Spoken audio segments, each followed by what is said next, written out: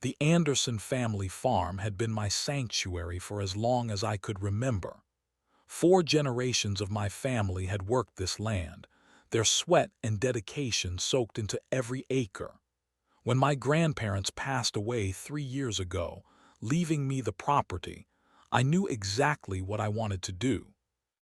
I took extended leave from my position at the FBI following a field injury and retreated to the peaceful 30 acres that had always felt more like home than any place I had lived during my 15 years with the Bureau. The farmhouse stood exactly as it had during my childhood summers, white clapboard with blue shutters, surrounded by ancient oak trees that filtered the morning sunlight into dappled patterns across the wide front porch. I spent my first year restoring the small orchard, establishing a vegetable garden, and acquiring a modest collection of animals: 6 chickens, 2 goats, and an elderly horse named Thunder who had belonged to my grandfather. My mornings began with coffee on the porch, watching mist rise from the fields as roosters announced the day. The neighbors were mostly farming families who had known my grandparents for decades. We exchanged waves when passing on the rural roads and shared excess produce during harvest season. It was exactly the healing environment I needed after the stress and physical toll of my last assignment. Everything changed when Maplewood Creek, the nearest town, expanded its boundaries through annexation. Suddenly, my rural paradise fell under the jurisdiction of the Oak Ridge Estates Homeowners Association. The first notice arrived in a cream-colored envelope with elegant letterhead. "Welcome to our community," it read, outlining new standards and regulations that applied to all properties within the annexed area. I attended the next HOA meeting with an open mind, eager to understand the new guidelines while explaining my property's agricultural heritage. The meeting room at the community center buzzed with conversation until a sharp voice called for order. That was when I first encountered Karen Winters, HOA president and self-proclaimed guardian of property values. "We must address the farm properties immediately," she announced to the room, not bothering to acknowledge my presence directly. "Livestock, agricultural equipment, and unsightly outbuildings are expressly prohibited under Section 12 of our community standards." Her gaze finally landed on me, eyes narrowing slightly. "New residents will have 60 days to comply or face escalating fines." I raised my hand politely. My family farm has been operating for over 80 years. These animals are not just pets. This is a working small farm with historical significance to the area. Karen smiled, though the expression never reached her eyes. Historical or not, the standards apply equally to everyone. We cannot make exceptions without compromising the integrity of our community vision. She tapped her gold pen against her leather portfolio. "I would be happy to personally assist you with understanding what changes will be required." 2 days later, Karen arrived at my property in her gleaming white luxury SUV. She wore crisp linen pants and a silk blouse, entirely impractical for walking the grounds of a working farm. Her perfume arrived seconds before she did. "The chicken coop will need to be removed entirely," she stated without greeting, making notes on her clipboard. "Livestock housing violates Ordinance 15.3. The tractor should be stored off-site or in a fully enclosed structure. That garden is significantly larger than our approved landscaping guidelines permit." I kept my voice level, drawing on the same patience I used during difficult interrogations. "These are reasonable agricultural activities consistent with the historical use of this property. There must be grandfather clauses or agricultural exceptions in your regulations." Karen looked up, her smile tight and practiced. "I am afraid not. The board has unanimously determined that full compliance is required from all properties, regardless of previous use patterns." She handed me a thick document. "Here is the complete standards guide. I suggest you begin planning your transition immediately." As she walked back to her vehicle, she paused and turned. "Oh, and do remember that noncompliance penalties begin at $500 per violation per week." The sun caught the large diamond on her ring as she waved dismissively. I watched her drive away, dust settling in her wake. My training had taught me to read people, to sense when something more was happening beneath the surface. And every instinct told me that Karen Winters had targeted my property for reasons beyond simple rule enforcement. This was personal, calculated, and just the beginning of what would clearly become a significant problem. What I could not yet determine was why. The morning after Karen's visit, I found the first violation notice taped to my mailbox. The official document cited improper agricultural structures and demanded removal of the chicken coop within 7 days. 3 days later, another notice appeared, this one concerning Thunder's stable and unsightly farm equipment visible from the road. The fines totaled $1,200. I responded with a formal letter requesting accommodation under agricultural heritage provisions, attaching documentation of the farm's continuous operation since 1940. My letter was met with silence, but the notices continued to multiply. Excessive garden space, unapproved fencing materials, improper housing of livestock. Each carried its own substantial penalty. During my second month under HOA jurisdiction, I spent more than $4,000 bringing elements of my property into compliance where possible.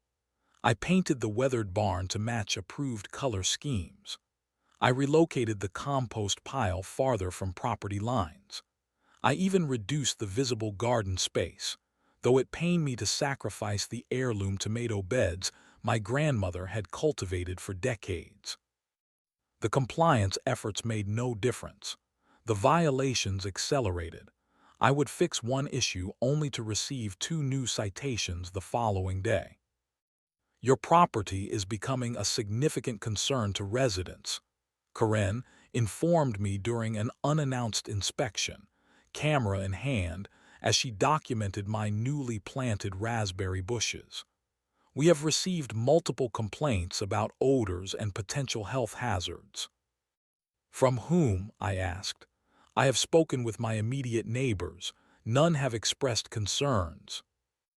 Karen smiled tightly. "Complainant confidentiality is protected under HOA bylaws, but I assure you the concerns are numerous and growing." She photographed Thunder grazing peacefully in his paddock. "Horses are classified as livestock, not pets. The board meeting tomorrow will address your continued violations." The board meeting was worse than I anticipated. Karen had compiled a slideshow presentation titled "Oak Ridge: Estate's Health and Safety Concerns," featuring manipulated photographs of my property. Angles and lighting had been carefully selected to make tidy areas appear unkempt. Close-up images of garden soil were labeled "unsanitary conditions." "The Anderson property represents a direct threat to our community standards and property values," Karen declared to the room of 30 homeowners. "We have attempted to work with the owner, but compliance has been minimal and reluctant." I stood to defend myself, maintaining professional composure despite the public humiliation. "I have spent thousands on compliance efforts. Many of these photographs misrepresent actual conditions on my property." An older man in the back raised his hand. "I live 2 streets over and have never noticed any problems with that farm. It has always been well maintained."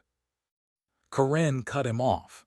"The issues may not be visible from your location, Mr. Peters, but those closer to the property have documented extensive problems." She gestured to a couple in the front row who nodded on cue.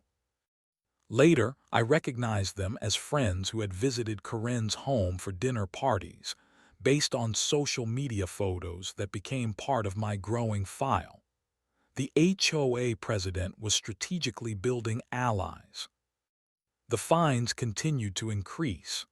Anonymous complaints led to surprise inspections, always conducted by Karen personally, always resulting in new violations. 3 times I found her SUV parked across from my property, occupant ostensibly on phone calls but clearly monitoring my activities. The most disturbing incident came when my elderly neighbor, Mrs. Collins, approached me at the local market. "I wanted you to know," she whispered, looking around nervously. "Karen came by asking strange questions about your property and background. She wanted to know how long you had lived there, what you did before moving back, whether you had visitors or unusual patterns. It did not seem right." That evening, I found wheel tracks cutting across my front lawn, directly through my grandmother's prized daylily bed. The delicate plants had been deliberately crushed, the damage too precise to be accidental. No note, no citation, just destruction meant to send a message. I began documenting everything meticulously, my investigative training taking over. Photographs, time-stamped videos of my property, recordings of interactions with Karen and board members.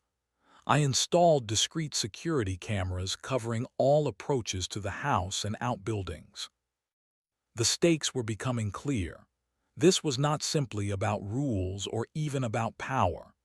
Karen Winters had selected my property for systematic harassment with an intensity that suggested ulterior motives.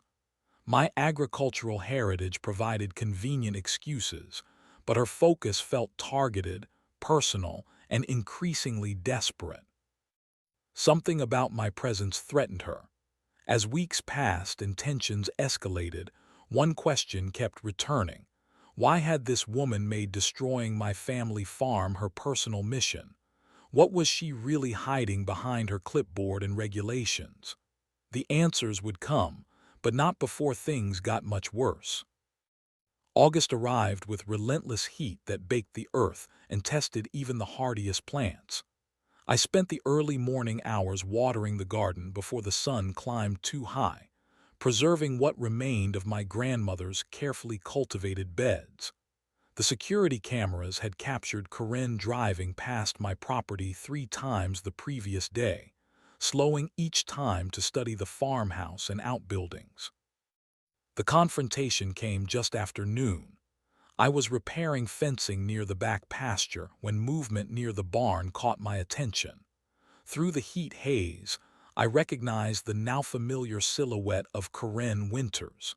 She was not on the road or even at the property line. She had entered my barn without permission and was photographing the interior. I approached quietly, FBI training taking over as I observed her methodically documenting the space, paying particular attention to my workshop area where I kept financial records and personal paperwork. When she began opening drawers in my desk, I stepped into view. "You are trespassing on private property," I stated calmly.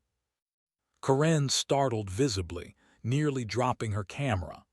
The moment of genuine shock quickly transformed into practiced indignation. "As HOA president, I have authority to inspect properties with documented violations," she declared, recovering her composure with remarkable speed. "That authority extends to scheduled inspections with proper notice," I replied. "Not entering buildings without permission or going through personal belongings. Please leave immediately." Instead of retreating, Karen advanced, her voice taking on a rehearsed quality. "This structure is in violation of Codes 12.4, 15.7, and 20.1. The improper storage of equipment creates fire hazards. The board has authorized emergency compliance verification when health and safety are at risk." "There is no emergency here. You entered locked private property without consent or notice." Karen raised her chin slightly. Your continued hostility toward compliance efforts has been noted in previous reports. The community has rights that supersede individual property claims when public welfare is concerned. I remained perfectly still, maintaining eye contact. I am asking you once more to leave my property. This is not a request. Something in my tone must have finally registered. Karen took a half step back, but rather than leaving, she pulled out her phone and began dialing. I am calling the police. Your threatening behavior has created an unsafe situation for a community official conducting authorized inspection activities. I did not interrupt as she dramatically reported feeling endangered, claimed I had threatened her, and requested immediate police response to dangerous and potentially illegal activities at my address. Her theatrical performance was almost admirable in its commitment, tears appearing on cue as she described her fear for personal safety. 20 minutes later, two Maplewood Creek police cruisers pulled into my driveway, lights flashing but sirens silent. Officer James Mitchell stepped out of the first vehicle, followed by his partner, Officer Ramirez. I had known James since high school, and his expression registered recognition and confusion at the situation. Karen immediately approached the officers, clipboard extended like credentials. Thank you for responding so quickly. I have documented multiple code violations that require immediate attention. The property owner became aggressive when confronted. Officer Mitchell nodded politely before turning to me. Jack, everything okay out here? Dispatch said there was some kind of disturbance. James, I acknowledged with a nod. I found Ms. Winters inside my barn photographing my personal belongings without permission or prior notice. When asked to leave, she refused and called you claiming threats that never occurred. Karen's expression flickered momentarily before she recovered. Officers, this is exactly the kind of obstruction we have faced from this resident. The community regulations clearly state. Ms. Winters, Officer Ramirez interrupted gently, did you enter private structures without permission from the owner? As I explained, HOA regulations permit inspection of properties with documented violations. Officer Mitchell removed his hat, wiping his brow in the August heat. Ma'am, HOA regulations do not supersede trespassing laws. You need proper legal notice, a court order, or owner permission to enter private structures. Karen's composure cracked visibly. You do not understand what is happening here. This property is destroying neighborhood values. There are hidden violations that must be documented. Her voice rose with each sentence, desperation edging her words. We should file a report about this incident, Officer Mitchell said, looking between us, for everyone's protection and records. At the mention of official police documentation, Karen's face drained of color. She gathered her belongings hurriedly. That will not be necessary.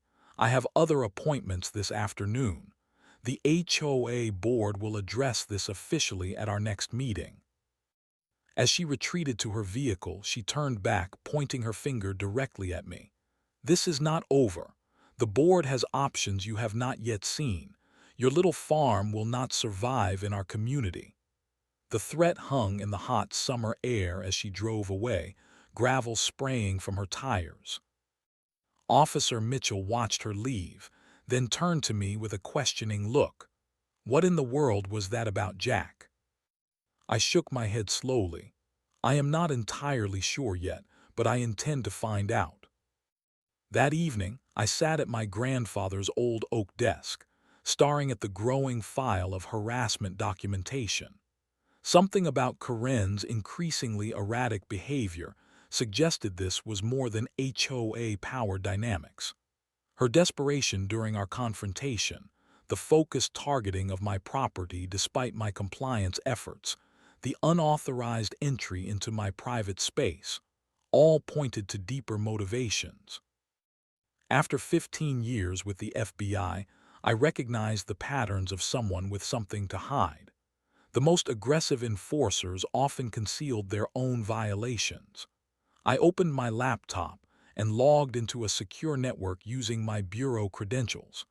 My official status was extended medical leave, but I maintained authorized access to certain databases for ongoing case consultations. I began with basic public record searches.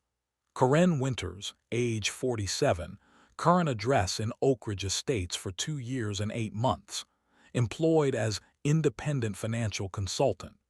Previous residences included 3 other upscale planned communities across 2 states, each stay lasting approximately 3 years. The pattern itself raised questions, each residence timed almost identically. The criminal record check initially showed nothing, until I expanded parameters to include maiden and previous married names. Under Karen Marston, I found a sealed case from 15 years prior. My security clearance granted access to the redacted details, charges of financial impropriety that had been dismissed through a settlement agreement.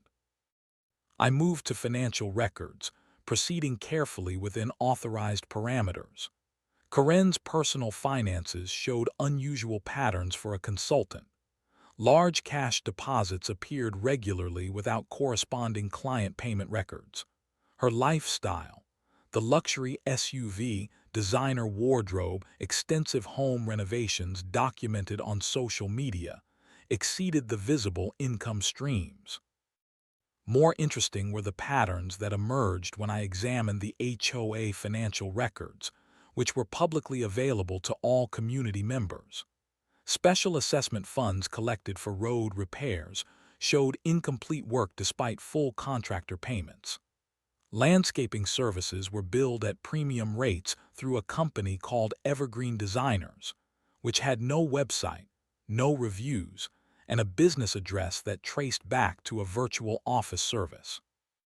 I cross-referenced the HOA vendor list with state business registrations. 3 of the highest-paid service providers had been incorporated within weeks of Karen assuming HOA presidency. All 3 listed registered agents with connections to Karen's previous residences. The picture becoming clearer, I expanded my search to her previous communities. Pinewood Estates in Colorado had replaced their entire board 3 months after Karen's departure, following discovery of accounting discrepancies. Lakewood Association in Oregon had filed insurance claims for misappropriated funds during the same time frame as Karen's residency. I worked through the night, methodically building a timeline. The pattern was elegant in its simplicity. Move to upscale community, quickly establish authority position within HOA, redirect funds through shell companies and fabricated service contracts, accumulate assets, then relocate before questions became investigations. At dawn, I made a secure call to Alex Rodriguez, my former partner at the Bureau's Financial Crimes Division. "Jack Anderson," he answered with surprise. "How is farm life treating you? That shoulder healing up?" "Getting there," I replied. "But something interesting has landed in my lap that could use your expertise." I outlined the situation without specifics, describing patterns and evidence types. Alex listened without interruption, the silence telling me his interest was growing.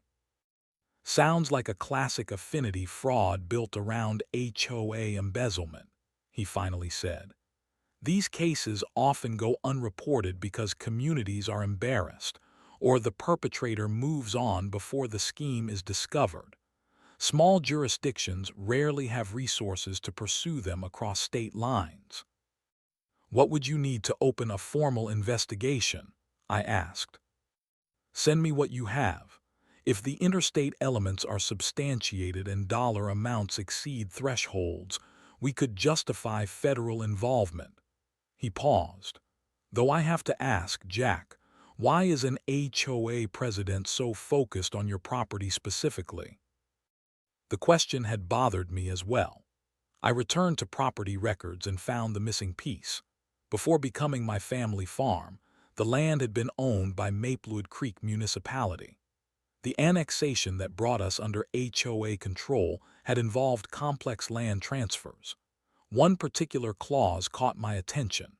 Properties zoned agricultural at the time of annexation could petition for exemption from HOA governance after demonstrating 3 years of continuous agricultural use. My 3-year anniversary of ownership was approaching in 6 weeks.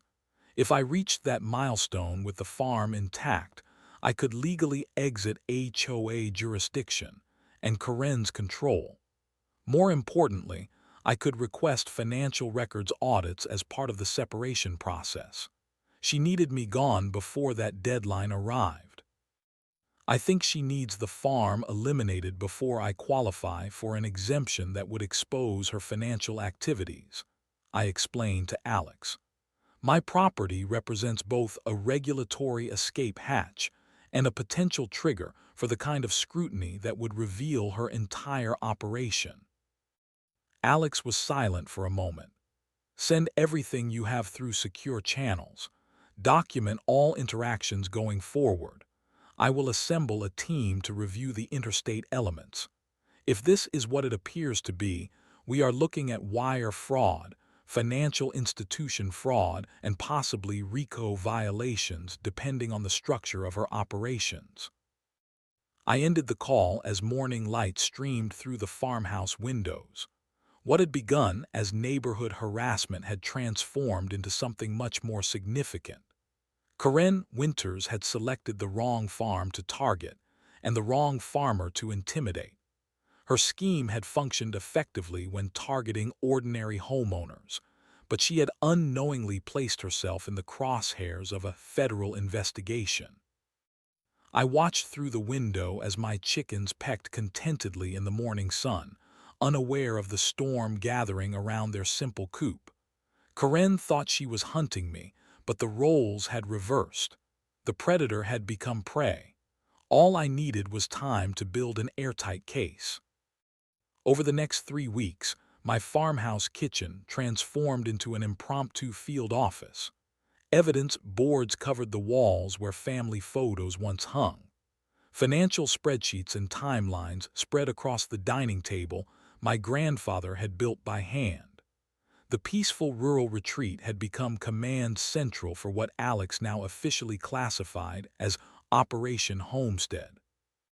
Special Agent Melissa Wong from the White Collar Crime Division arrived first, posing as a visiting cousin.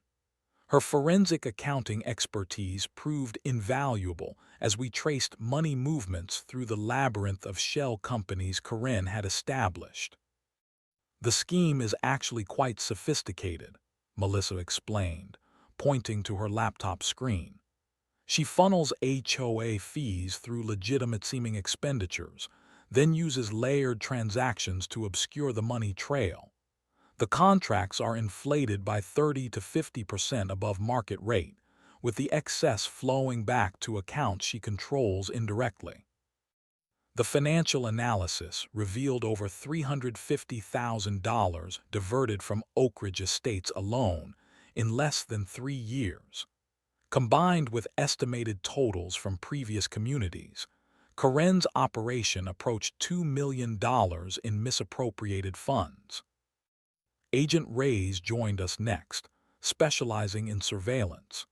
He arrived in an unmarked van disguised as a utility service, establishing observation points covering Karen's residence and the HOA office located in the community center. Subject displays increasing paranoia, Reyes reported after the first week. Multiple instances of counter-surveillance behavior noted, checking for tails when driving, examining her vehicle before entering, conducting sensitive phone conversations outdoors away from buildings. The surveillance photographs showed Karen checking her mailbox at unusual hours, carrying documents to her car rather than disposing of them at home, and meeting with 3 individuals identified as principals in the shell companies receiving HOA contracts. Most telling was her late-night shredding activity, captured on long-lens photography through her garage window. For 3 consecutive evenings, she fed documents into an industrial shredder, filling multiple trash bags with the remnants. "She knows something is coming," Alex observed during our secure daily briefing. "The question is whether she is planning to run or attempting to clean house before an inspection." The investigation expanded to include interviews with former HOA residents who had relocated or been forced out through Karen's targeted enforcement. Special Agent Diaz handled these contacts, approaching them discreetly as part of a community development survey. The pattern became clearer with each testimony. Karen systematically targeted properties that represented potential threats to her authority or residents who asked questions about financial matters. Selective enforcement of regulations, fabricated violations, and coordinated social pressure forced troublesome homeowners to sell, often at below-market rates, to approved buyers, who later turned out to have connections to Karen's network. "We found something interesting in the signature comparisons," Melissa reported one evening, spreading documents across the table. "Multiple HOA expenditure authorizations bear signatures from board members who claim they never approved them. The forgeries are quite good, but the microscopy analysis confirms alteration." By week 3, we had established sufficient evidence to justify formal FBI involvement. The case file documented wire fraud across state lines, bank fraud, forgery, identity theft, and potential RICO violations through the network of shell companies. Most importantly, we had confirmation that Karen was planning to flee. Travel records showed one-way ticket purchases to Belize, a country with limited extradition agreements, scheduled for the day after the next HOA meeting. "We need to move before she runs," Alex decided during our final planning session. "The surveillance shows she is liquidating assets and transferring funds offshore. The prosecutor has approved the arrest warrant based on evidence collected." The timing required precision. Karen had scheduled an emergency HOA meeting for the following afternoon, with my property violations listed as the primary agenda item. According to the community newsletter, the board would vote on extraordinary enforcement measures, including property liens and forced compliance through hired contractors. "She is making her final move against your farm," Reyes observed, "probably hoping to trigger a confrontation that would justify immediate action before her departure date." We finalized the operation plan as thunder rumbled across the evening sky. The arrest would take place at my property, where Karen had repeatedly trespassed and created documented confrontations. Local police had been informed of the federal operation, with officers Mitchell and Ramirez designated as liaison contacts to prevent jurisdiction conflicts. That night, I sat alone on the porch after the agents departed, watching lightning illuminate the distant fields. My grandmother had always said trouble comes before a storm breaks. Tomorrow would prove her right in ways she could never have imagined. The farm she had loved would become the stage for Karen's final act, though not the one she had scripted. I verified the security cameras were functioning properly and that all recording systems were backed up to secure servers. Everything was in place. Tomorrow, Karen Winters would arrive expecting to deliver the final blow to my family heritage. Instead, she would find herself facing federal charges and the full weight of the justice system she thought she could manipulate. The morning of the confrontation dawned with perfect dramatic timing, dark clouds gathering on the horizon, heavy with the promise of afternoon storms. I moved through my regular farm chores with deliberate normalcy, aware of the surveillance team monitoring all approaches to the property. Agent Reyes confirmed Karen had spent the morning in meetings with two board members, likely preparing them for the afternoon's planned enforcement action. At precisely 2:30 p.m., her white SUV appeared at the end of my long driveway, followed by two Maplewood Creek police cruisers. The script was playing out exactly as we had anticipated. Karen had convinced local officers that her enforcement action required police presence due to previous threatening behavior from the property owner. I waited on the porch, outwardly calm despite the adrenaline coursing through my system. Karen emerged from her vehicle with theatrical confidence, clipboard in hand, designer sunglasses masking her eyes despite the cloudy day. She wore a cream-colored pantsuit that projected authority, her posture radiating the satisfaction of someone about to deliver a coup de grace. The two officers exited their vehicles with visible reluctance. I recognized Officer Mitchell, who gave me an almost imperceptible nod. He had been briefed about the operation and understood his role, present but not interfering unless safety required intervention. "Mr. Anderson," Karen called out, her voice carrying across the yard with practiced projection. "The Oak Ridge Estates HOA Board has convened an emergency session regarding your property's continued violations. I have documentation of 17 unresolved infractions requiring immediate remediation."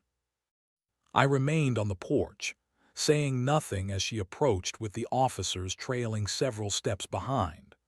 Her confidence grew with each step, interpreting my silence as resignation or defeat.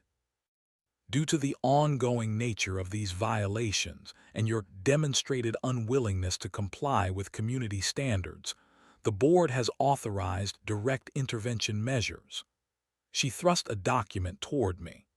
"This emergency enforcement order authorizes contracted services to remove non-compliant structures and livestock, with all costs billed to your property account." I glanced at the document without taking it, noting the forged signatures we had already documented in our investigation. "Additionally," Karen continued, gaining momentum from my apparent submission, "the health department has been notified regarding potential contamination from improper animal housing. Officers," she turned to the policemen, "we require your assistance in ensuring the property owner does not interfere with the enforcement contractors who will arrive shortly." Officer Mitchell shifted uncomfortably. "Ma'am, our department was told this was a civil standby for documentation purposes only. We do not have authority to enforce private HOA regulations." Karen's smile tightened fractionally. "This situation involves public health violations that fall under municipal code enforcement. I have the documentation right here." She rifled through her clipboard papers with growing intensity, producing another document with official-looking letterhead. The moment had arrived. "Before we proceed," I said quietly, "I believe there are some relevant factors you should be aware of." Karen barely glanced up from her papers. "Any appeals must be submitted in writing to the board within 48 hours, though enforcement actions will proceed as scheduled today." That is not what I meant. I reached into my pocket and removed my credential wallet, allowing it to fall open to reveal the gold FBI shield and identification card. "Special Agent Jack Anderson, Federal Bureau of Investigation, currently on medical leave, but recently activated for a specific investigation." The transformation of Karen's expression was instantaneous and profound. The confident smile froze, then collapsed into confusion, followed by the first flickers of genuine fear. Her gaze darted from the badge to my face repeatedly, her brain visibly struggling to process this fundamental shift in reality. This is, this is inappropriate, she stammered, attempting to regain her footing. Using your professional position to intimidate in a private civil matter is an ethics violation. I will be reporting this to Karen Winters, I interrupted calmly. I am not here in my capacity as a property owner but as a federal agent. I reached into my other pocket and removed a folded document. I have here a federal arrest warrant issued by the United States District Court charging you with multiple counts of wire fraud, bank fraud, identity theft, and racketeering. The clipboard slipped from her fingers, papers scattering across the gravel. Officer Mitchell stepped forward, his demeanor shifting from reluctant participant to professional law enforcement. "This is absurd," Karen whispered, her voice having lost all its projected authority. "There has been a mistake. I am simply enforcing community standards that everyone agreed to follow." "The mistake," I replied, "was assuming my farm represented an easy target rather than recognizing it as the trigger for your undoing. We have documented your embezzlement of over $350,000 from this HOA alone, with similar schemes totaling nearly $2 million across 3 states. By now, unmarked FBI vehicles had pulled into my driveway. Agent Alex Rodriguez emerged from the lead car, accompanied by 3 additional agents in FBI windbreakers. The investigation has documented your pattern of targeting properties for harassment to distract from financial crimes. I continued as Karen's gaze locked on the approaching federal agents. We have evidence of forged board member signatures, shell companies receiving inflated contracts, and financial records documenting the money flow to accounts you control. Karen took a step backward, then another, her eyes darting toward her vehicle. "You have no jurisdiction here," she insisted, though her voice had risen an octave. "This is a community matter that interstate wire fraud provides federal jurisdiction," Alex stated as he approached, displaying his own credentials. "Karen Winters, you are under arrest for violations of federal law. You have the right to remain silent. Anything you say can and will be used against you in a court of law." As Alex recited the Miranda warnings, neighbors began appearing at the edges of my property, drawn by the unusual concentration of vehicles. Karen's face flushed deep red as she recognized the witnesses to her humiliation, the same community members she had manipulated and lied to for nearly 3 years. "You have no idea what you are doing," she hissed as Agent Wang secured handcuffs around her wrists. "I have connections who will make this disappear. This will never stand up in court." "Actually," I responded, "we have executed search warrants on your residence and office spaces simultaneously with this arrest. The evidence being collected includes financial records, forged documents, and communication with co-conspirators. Your planned flight to Belize tomorrow has been noted by the prosecutor as evidence of intent to flee." The fight visibly drained from Karen's body as the reality of her situation became impossible to deny. The carefully constructed facade of community authority figure had crumbled completely, revealing the cornered criminal beneath. As agents led her toward the waiting vehicle, thunder rumbled overhead, perfectly punctuating the dramatic conclusion. Mrs. Collins, my elderly neighbor, approached slowly as Karen was placed in the FBI vehicle. "I always knew something was not right about that woman," she said quietly, "though I never imagined anything of this magnitude." "Few people did," I replied. "That was how she was able to operate for so long." I watched as the procession of vehicles departed down my gravel driveway, carrying away the woman who had nearly succeeded in destroying my family heritage. The gathering neighbors looked toward me with expressions ranging from confusion to dawning comprehension. The HOA queen had fallen, and the reckoning was just beginning. The weeks following Karen's arrest brought a transformation to our community as dramatic as the autumn colors painting the countryside. The initial shock gave way to anger as the full extent of her financial schemes became public knowledge. Special community meetings were held with FBI financial crimes specialists, explaining how the embezzlement had operated and what homeowners could expect during the recovery process. The investigation has identified approximately $375,000 diverted from Oak Ridge Estates accounts, Agent Rodriguez explained to the Pact Community Center. Through asset seizure and forfeiture proceedings, we anticipate recovering a significant portion of these funds. The discovery phase revealed Karen's operation had victimized not just our community, but 64 families across 4 separate homeowners associations in 3 states. The total financial impact exceeded $500,000, not counting property devaluations and personal hardships created through her targeted harassment campaigns.